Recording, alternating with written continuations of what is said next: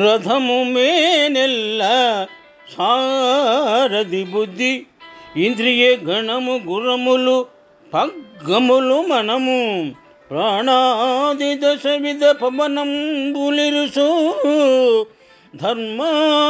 ధర్మగతులు రథాంగకములు బహుళతరంబైన బంధంబు చిత్తంబు శబ్దాధికములు సంచారభూము రవిమాన సంయుతుండైన జీవుడు రథి ఘనతర ప్రణవంబు కార్ముకంబు శుద్ధ జీవుండు బాణంబు శుభదమైన బ్రహ్మమంచిత లక్ష్యంబు పరులు రాగ భయ మదద్వేష శోక లోభ ప్రమోహ మాన మత్సర ముఖములు మానవేంద్ర.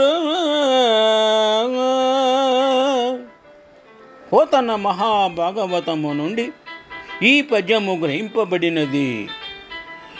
ఈ పద్యము సప్తమ స్కంధములోనిది.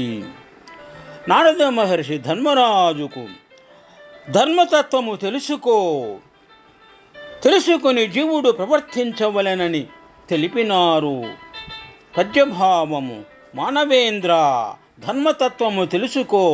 ఈ శరీరము ఒక రథము, బుద్ధి సారథి, ఇంద్రియాలు గుర్రాలు, మనస్సు కళ్యము, ప్రాణ అపాన వ్యాన ఉదాన సమాన నాగ కూర్మ కురుకుర దేవదత్త ధనంజయములని దశవిధ పవనాలు ఇరుసులు, ధర్మము అధర్మము రెండు చక్రాలు, చిత్తము కఠినమైన బంధము, శబ్ద రస రూప స్పర్శ గంధాలు, రథము సంచరించే ప్రదేశాలు, అహంకారి అయిన జీవుడు, రథము నదిరోహించిన రధికుడు, ఘనమైన ప్రణవమే ధనస్సు, శుద్ధ జీవుడు బాణము, బ్రహ్మమే పరమలక్ష్యము, రాగ భయ మద మోహ శోక లోభ అహంకార మత్సరాలు బద్ధశత్రువులు.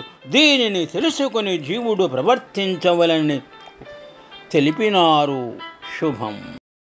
రథము మేనెల్ల సారథి బుద్ధి ఇంద్రియ గణము గురములు పగ్గములు మనము ప్రాణాది దశ విధ పవనంబులిరుసు